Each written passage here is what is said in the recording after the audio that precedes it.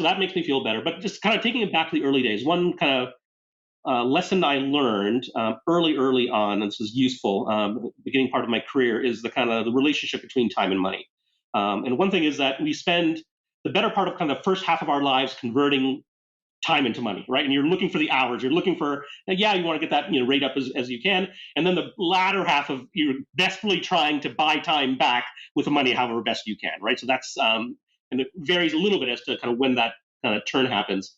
But the thing that I kind of learned, I thought about it probably a few years after that.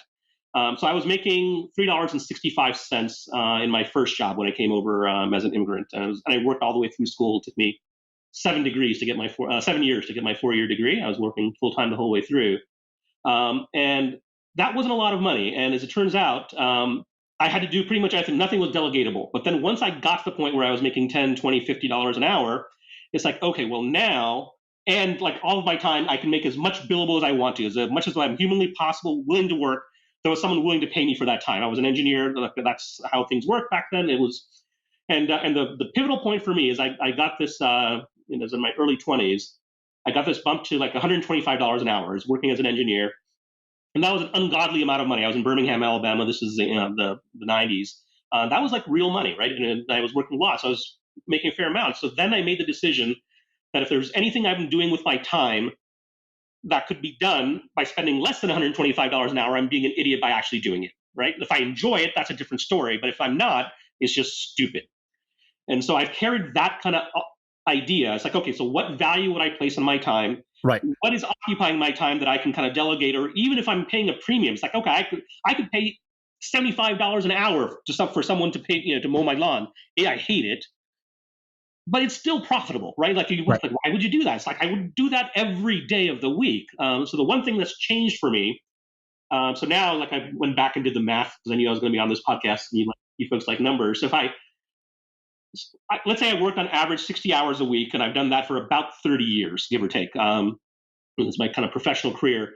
My average hourly rate across the 30 years would be like $10,000 an hour, right? And now it's backloaded, but Right. that's effectively my hourly rate. And so now it's like, okay, well, if there's anything, and I would actually pay a premium right now, right, above that, right? It's like, so I would not spend my time, even an hour, on anything that wasn't worth at least that. It's like, okay, well, like the future me would buy it for $50, $100,000 if there's some option value on that time. Anyway, the short message is most people don't value their time enough and don't think about it objectively Right. enough.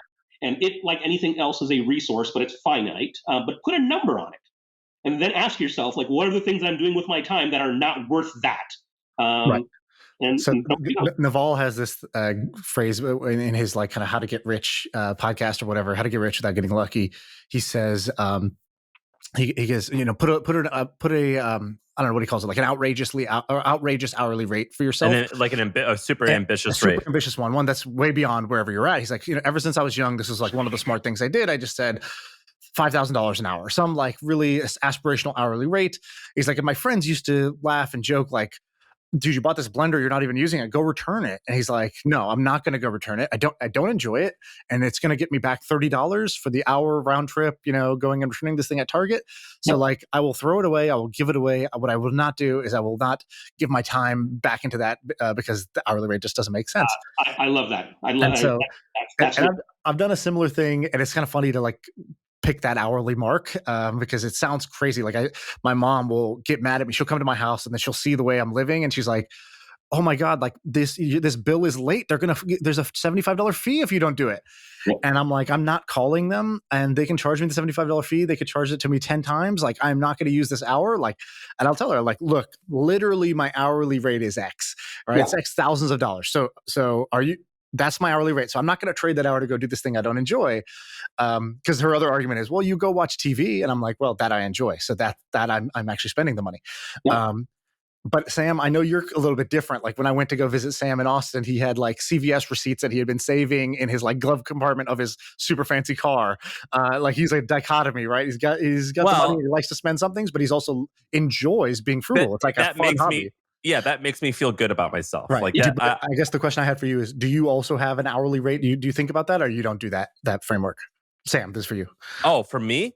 Yeah, I have that framework. Yeah. So like, yeah, I mean, it makes me feel good not to waste stuff. Like I feel good about myself and I feel guilty if I waste it. So I feel happy when I do that. And I feel it's hard for me to go to bed at night if I waste something or I don't return it. Yeah, I have that hour. I mean, I have that rate. Like I just assume that I'm gonna make, um, I assume that I'm gonna make $3 million a year. So whatever that hourly rate is, but I think I'm gonna make $3 million a year, and anything that like will make less than that, I don't want to do it. But that said, like mowing the lawn, I get joy from that. So I have Yeah. no problem. I don't like put a money thing on anything. But like course. if someone's like, "Hey, will you?" In fact, Sean, someone asked us to fly to London to come speak at some event or something, and I'll forward it to you. But they're like, "Yeah, it's October," and I'm like, "I don't want to go there." I'm like, "How much money would they have to pay me to go and do this?" I'm like, "They have to pay me a lot." Like Right. Because you also six, hate flying. Yeah. yeah, it's like I just don't. That just is a pain. They'd have to pay me $100,000 to do that, and like that does not make any sense. But Right. I just